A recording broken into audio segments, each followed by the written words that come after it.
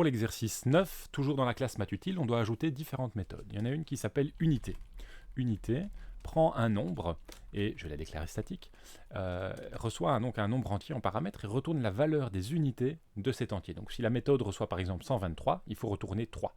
Si la méthode reçoit 5, il faut retourner 5. Et retourner ça, c'est facile, il suffit de faire modulo 10. Donc on va simplement faire nb modulo 10. Ok. Pareil pour les dizaines. Donc statique, int dizaines, int nb. Et donc cette fois-ci, il faut retourner le chiffre des dizaines. Donc encore une fois, c'est assez simple, sauf que cette fois-ci, il ne faut pas faire modulo 10. Il faut d'abord diviser par 10 pour ne garder que les dizaines. Donc si je divise par 10, par exemple 123 divisé par 10, ça fait 12. En Java, la division de deux entiers, c'est une division entière. Donc nb divisé par 10, ça donnerait 12. Et moi, je veux simplement le chiffre 2 là-dedans. Donc je vais prendre 12 modulo 10 pour avoir effectivement 2. Et puis je vais faire pareil pour les centaines. Alors pour les centaines, encore une fois, qu'est-ce que je vais faire? Je vais faire un return, je vais faire nb. Alors cette fois-ci, je veux des centaines, donc je vais diviser par 100. Et puis, je vais prendre ceci, modulo 10, encore une fois. Alors, pour 123, 123 divisé par 100, ça fait déjà 1. Donc on se dit, ok, c'est bon, c'est gagné. Sauf que si j'avais un nombre plus grand que 123, par exemple 9223, eh bien, dans 9223, quand je divise 9223 par 100, ça fait 92. 9223 divisé par 100, ça fait 92. Et donc, si je veux juste le chiffre des centaines, je dois prendre effectivement modulo 10 après avoir divisé par 100. Okay, donc voilà pour les méthodes unité, dizaine, centaine. Et maintenant, je peux m'intéresser à la méthode miroir. Qu'est-ce qu'elle fait? Donc, elle prend un nombre entre 100 et 999, donc c'est un nombre à 3 chiffres en fait, et je dois retourner son miroir. Alors attention, retourner son miroir au sens, je dois retourner un entier. Alors comment est-ce que je vais calculer l'entier miroir d'un nombre entre 100 et 999? C'est assez simple, il suffit de prendre le chiffre des unités, de le transformer en chiffre des centaines. Si j'avais 123 au début, le 3 qui était là doit devenir 300 quelque chose. Et 300 combien? C'est 321.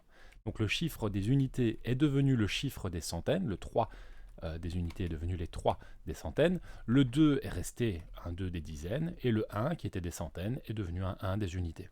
Okay, donc on va simplement récupérer les différents éléments de NB, donc il y a unité NB, il y a dizaines de NB, et il y a centaines de NB, et simplement les unités, je veux que ça devienne des centaines, donc je vais les multiplier par 100.